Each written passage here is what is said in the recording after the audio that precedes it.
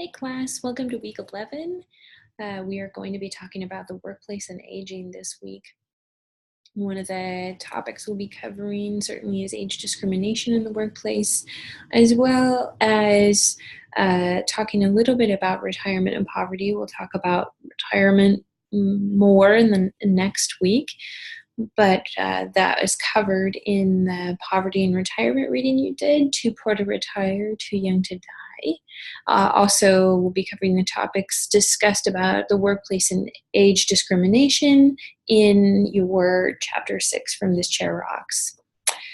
So it's a little bit of a mix of what is the truth about aging, what are the lies or the myths, and the stereotypes that ageism tells us about working, and what have been some of the consequences of the mixture between the truth and the lies. And as always, we want to approach the topic of workplace and aging as a gerontologist with a broad look at the biopsychosocial and cultural aspects of the workplace, the life course trajectory, keeping in mind what types of things across our life course affect our workplace, our ability to retire well at the end of our lifespan, as well as keeping a good eye on ageism and its impact on the workplace, which we'll definitely do today.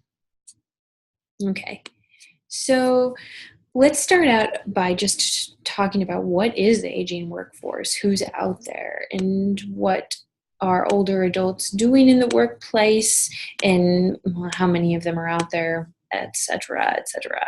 So one thing that we know is that we have a growing older adult presence in the workforce as well as our population, right? So you can see that the projections here from 2010, there are about 19.5% older adults in the labor force, 55 plus, and they're projected to be about 25% or a quarter of our workforce, right? So we'll certainly be there at some point. I won't be an older adult yet in 2020, but I'll certainly be in the 2050 projections as well. So we're looking at a continually growing aging workforce. So every year, the U.S. Bureau of Labor and Statistics takes kind of an in-depth look at the nation's workforce, and on average, we have more employed Americans who are in that 55 plus group every year. In 2016, if you look at the U.S. Bureau of Labor Statistics, you can find that about 6% of 65 plusers are employed, and about 20 or 17%, pardon me, of employed adults are 55 to 64, and 6% of employed adults are 65 plus. So that's, we're reaching roughly that 22% of the labor force are older adults. That translates to about 34.5 million older adults being actively in the workforce. When you dig a little deeper into those stats, you'll find that about 1.5 million of workers are older and report having multiple jobs, which is the lowest among the age groups. And approximately 1.4 older adults, 55 plus, report being unemployed, so actively seeking work but not being employed. And this can be anywhere from 5 weeks of unemployment to a year plus. But what we'll learn in the age discrimination part of this is that older adults tend to be unemployed longer. So the average is about 7 months of unemployment for an adult worker, and it's over a year for older adults to remain unemployed. But their unemployment rates are fairly low. They're the lowest except for this. They are comparable to about the 16 and 19-year-old database or group of workers. In the other side of this, we see that the growth rate, right? So this is a growth rate chart. I just wanted to show you this. So we see declines in the 16 to 24 group, a little bit of growth in the 25 35 to 34, 35 to 44, declines again in the more middle ages, but we see a pretty huge increase when you're comparing them relatively. So that's about a 5% increase in workers from 65 to 74 that we project in the next decade, and then almost a 7% increase in 75 and older workers, which might not translate into huge numbers, but that's a big percentage jump to accommodate in your workplace environments, right? So where do older adults work if we're interested in this older workforce? The employment of workers of 55 and older tend to be more in management professional categories. Some in sales and office, service, production and transportation, and natural resources and construction, even fewer, but we see a lot in that management professional category. More than 42% of workers who are older are in management professional and related occupations, which is a little bit higher proportion than some age groups. So there are a lot of different occupations where workers 55 plus make up at least a third of the employment. Archivists, curators, and museum techs, bus drivers, clergy, furniture makers, jewelry and precious stone workers, legislators, medical transcriptionists, real estate brokers, tax preparers, travel agents. These are all occupations that have at least a third of their workers are older. So some older adults are also unemployed. So you can see in this next chart that according to 2016 numbers, we have about 16 to 17% of older adults are self-employed, right? So we see a steady increase in self-employment as you age. It could be anything from owning your own pet walking business to, owning your own real estate business, anything. But you work for yourself. Older workers have a lot of strengths. So when we're capturing who the older worker is, this was a study done in HR managers, and these were from the Midwest region, the HR managers. They rated all these different employment characteristics. I believe there were 19 of them, and they ranked them and what they wanted the most. And then they were also asked about employees 50 plus and those different characteristics, those 19 characteristics, to rate them and rank them. So we see that there are a lot of strengths of older workers. The top 5 rank is almost identical to the top 5 rank of what HR employees want. The only thing that didn't make the top 5 rank for older adults is willingness to be flexible about doing different tasks. However, that was highly rated. It just wasn't ranked in the top 5. So older workers are perceived to be meeting the qualities that HR people want as well. And in this Chair Rocks, Ashton talked a lot about what the strengths of older workers are. They are just as motivated, reliable, in fact more so, and less vulnerable to family responsibilities than their younger employees. They're less than job performance. When we look at job performance categories, older adult workers are far outpacing their younger workers. Every aspect of job performance tends to get better as we age. And when you juxtapose this, as she mentioned, with the age discrimination that exists, it just doesn't make a lot of sense, because older workers are in fact better, but they're perceived to be worse, and they're treated worse in a lot of ways. They have fewer accidents, they're absent less, they work more harmoniously with others, they're judged by their supervisors to be more dependable, show better judgment, and they're shown to be superior in their quantity and quality of their outputs. We have lots of evidence, and this just isn't in the US. We also have a lot of studies in Europe as well, in workplace and aging, showing that similar characteristics of older workers compared to younger workers. And not just that, but when you think about veteran workers, right, what do they bring to the table? More experience, a deeper knowledge base, more honed interpersonal skills, better judgment, a balanced perspective. These are all things that come with experience in being a veteran worker. So there are a lot of strengths of older workers that we see. So, it's interesting that we still have so much workplace discrimination that happens for older adults if they're in fact superior workers, which begs the question why. But right now I want to talk about some of the basic stats about workplace discrimination. So over on the left side column over here, you see that age discrimination claims have been on the rise since 1997. There were about 16,000 complaints filed with the Equal Employment Opportunity Commission.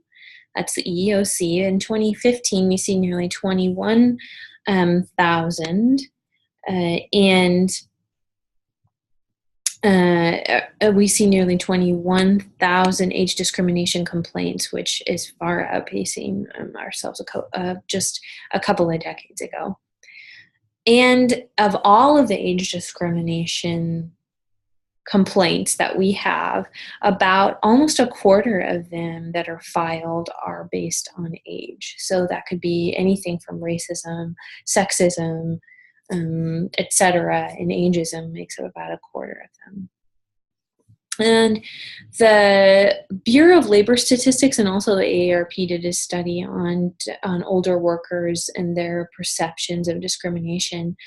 And about 64% of workers say they've experienced age discrimination in their workplace, and 58% of adults believe that age discrimination begins in their 50s. So you're getting it at middle age as well. You're sort of creeping in and seeing more hiring, both in the hiring and firing ends, more discrimination.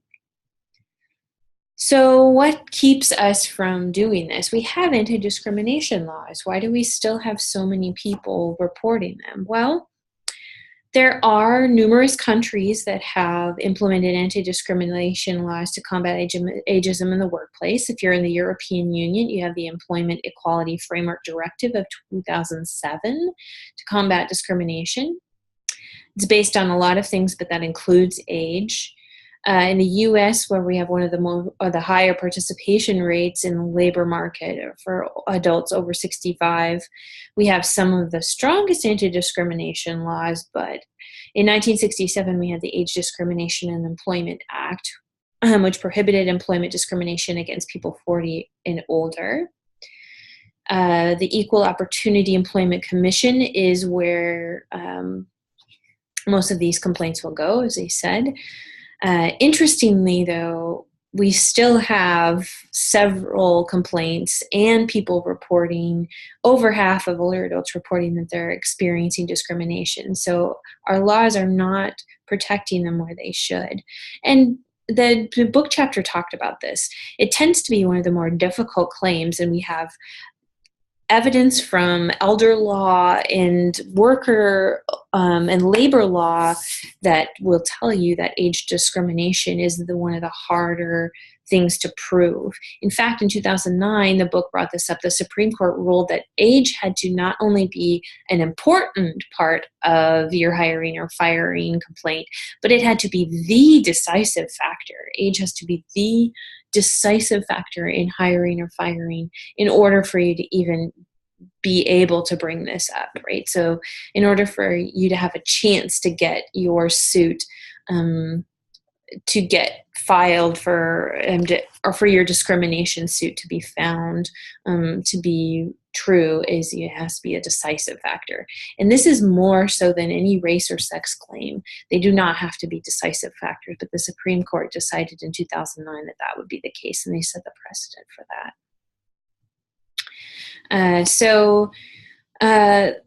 We have age discrimination protection. However, it still exists, and it is very difficult, if not the most difficult claim for discrimination to prove.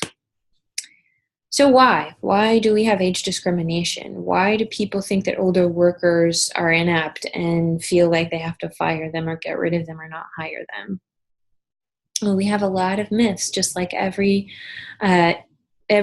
topic that we've talked about that ageism comes into play. There are a lot of myths about older adult workers and older adults that keep them out of the workplace. And one of the major ones is the greedy geezer myth. And we talked about that a lot in the book, right? And This Chair Rocks. people feel like older adults are working longer and taking away jobs from younger people. And if they're not working longer, the greedy geezer myth applies so that they stop working and they are taking up all of these entitlement benefits through Social Security, and hurting our economy. So they're kind of damned if they don't, damned if they do, right? Because if they work, they're discriminated against because they're taking away jobs from younger people, or that's the myth. And if they don't work, then they're taking money and just hoarding like these entitlement benefits, right? Which is not true, right? And there are a lot of reasons why the greedy geezer myth is not true, but it isn't about, and Ashton talked about this, but it's not somehow that there is this finite amount of jobs that should be available for older adults and should be available for younger adults. This isn't an age issue. Older adults aren't taking away jobs from younger adults necessarily. There just aren't enough jobs. It's an economic labor issue. There need to be more jobs in general so that more younger and older adults will have jobs. It's not... we tend to blame age as opposed to blame the economy for having fewer jobs available. Older people are actually good for the economy and have found to be job creators. In a 2012 Pew Charitable Trust study cited in your book, greater employment of older persons ends up better for younger workers because it tends to reduce unemployment in the companies that employ older workers, increase employment for younger workers, have higher wages for younger workers when older workers are in the workforce.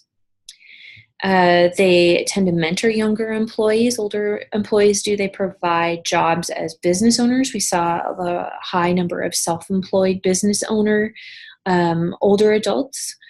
They support younger people in jobs by being consumers. Older adults do. So they give them the money that they're earned in their jobs by being consumers. So there are a lot of ways in which older adults are in fact not at all greedy geezers, but are very good for the marketplace and the workplace. What about older adult workers in particular? We want to bust some of these myths. And you can see a few of them here, and these 30 myths up here were cited in an AARP article, but your book goes over a lot more of them. Such as older workers can't master new skills, and older workers aren't creative. Older workers can't handle stress. Older workers slow things down. Older workers miss more work due to disability and sickness, and older workers are unable to handle physically demanding jobs. Older workers are burned out workers. So not surprisingly in this class, each one of those are myths and they are not realities. Older workers are not burned out. They're not just waiting to get that gold watch and be out of there. In fact, many older workers who stop working for a short amount of time miss work and would like to go back. And there are a lot of reasons that the book cited that are about increasing your well-being and your contribution to society and your feeling of being a contributor that help motivate older workers to stay because they enjoy working. Older workers do not slow things down. Younger workers may go faster, but older workers make fewer mistakes and are more accurate, so it tends to be a wash. And older workers don't miss more work due to disability or sickness. They are actually highly reliable and more reliable than younger adults. Age does not equal sickness. Remember, that's a myth, right? So we see all of these myths creeping up to cause age discrimination. So instead of pitting older workers versus younger workers like we always do in generation wars, what if we just work together? What if, as this chair rock suggested, we had more intergenerational workspaces where you could take advantage of the strengths of both older workers and younger workers? In fact, in 2020, when we see some of the Generation 2020 people getting into the workplace, we're going to have 5 different generations in the workplace.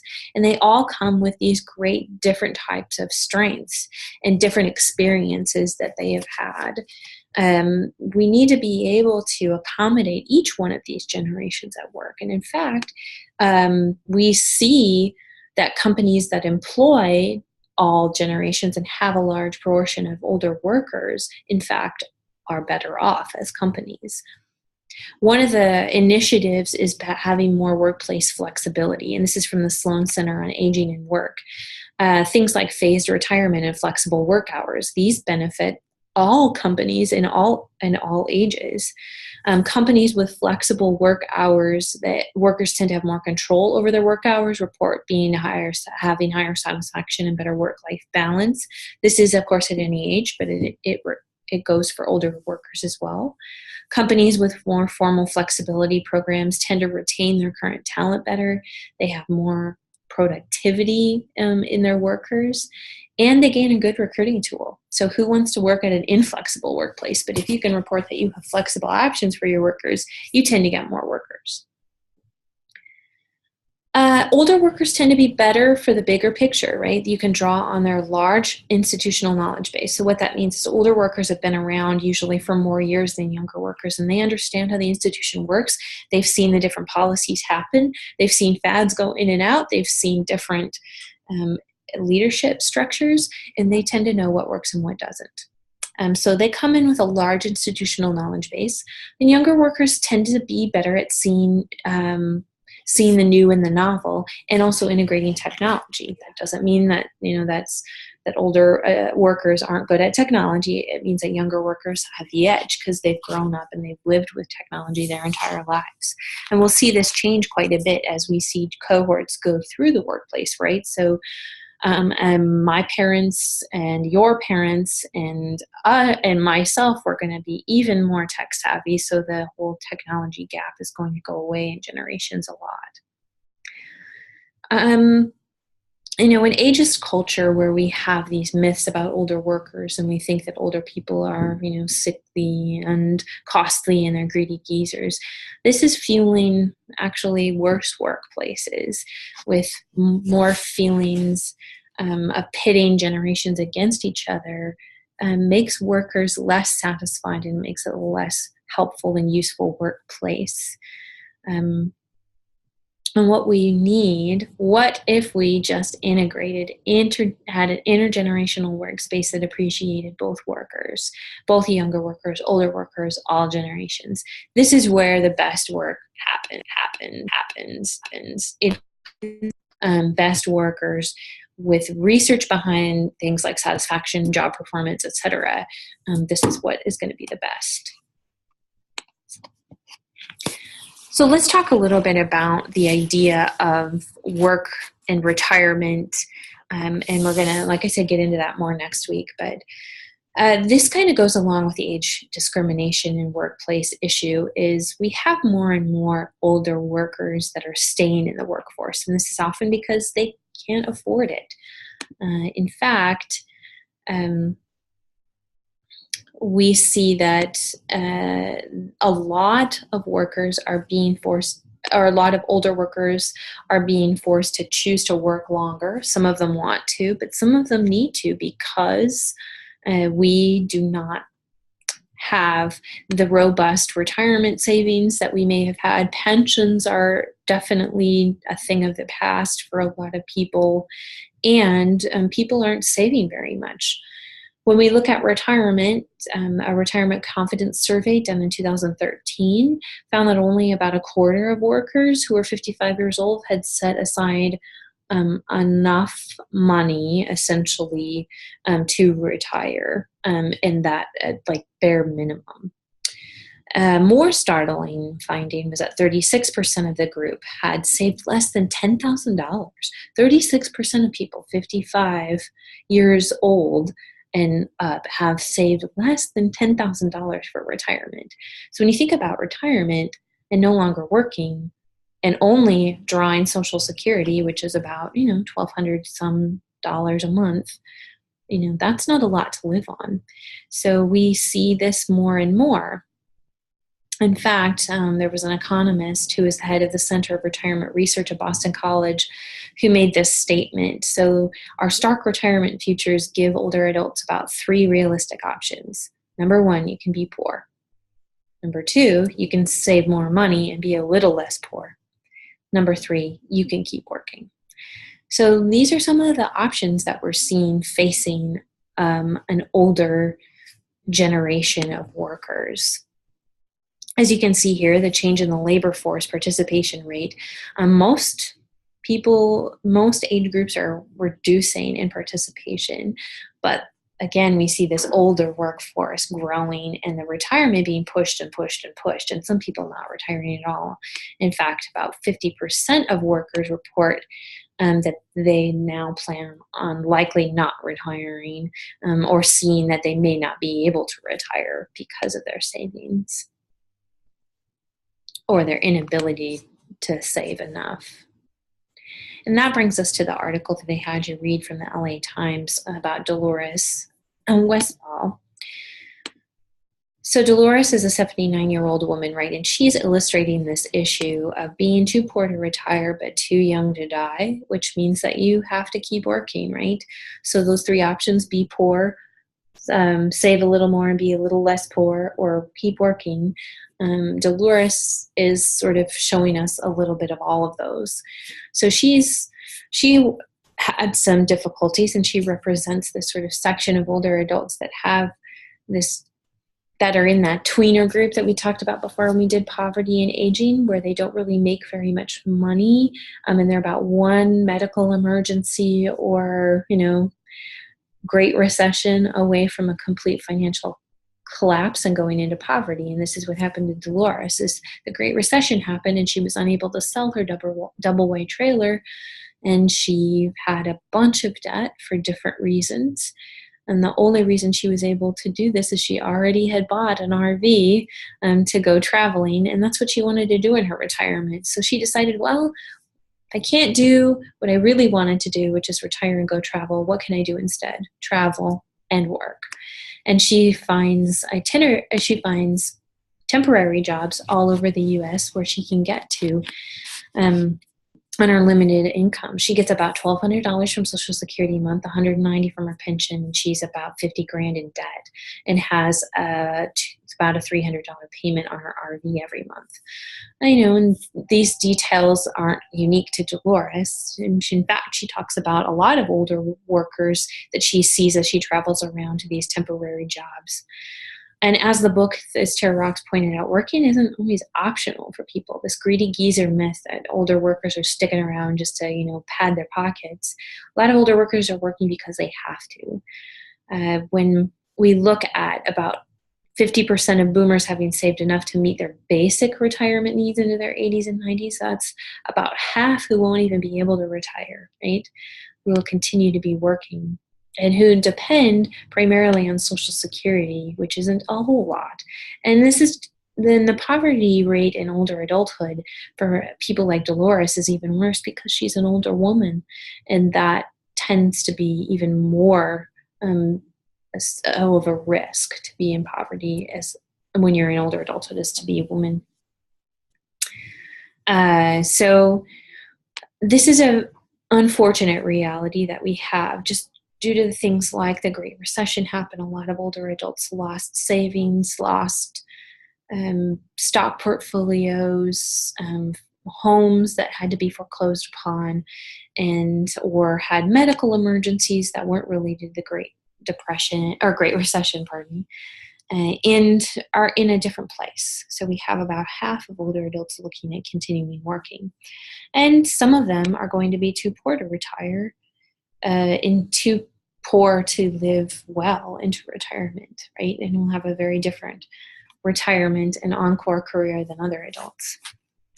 And this is partially, part of that greedy geezer myth, sort of myths of the older worker problem, because if we have this growing number of older workers who are going to need to work much past retirement, we're going to need to have places for them to work in order to have enough money to sustain themselves in retirement. And we already know that Social Security is not enough for many people to live on. So the reality is places of work are going to have to do their work. Companies need to step up and do some of the things that we talked about, like integrate older workers into them. But other things they might need to do are things like invest in universal design, like the book said, right? That which would benefit all employees. But have things like workplace wellness programs that are inclusive of aging issues, supporting caregiving respite for older adults who are caring for a partner, a spouse, a relative, being able to have support for end of life planning, have programs for your older workers that support them just as much as younger workers, and be able to retain them because they are good workers and some of them are going to need it. Okay, so that is our workplace lecture, workplace and aging lecture for the week. I'm going to post another just short video for you about some of the assignments that you have coming up. So look for that in your module as well, and have a good week.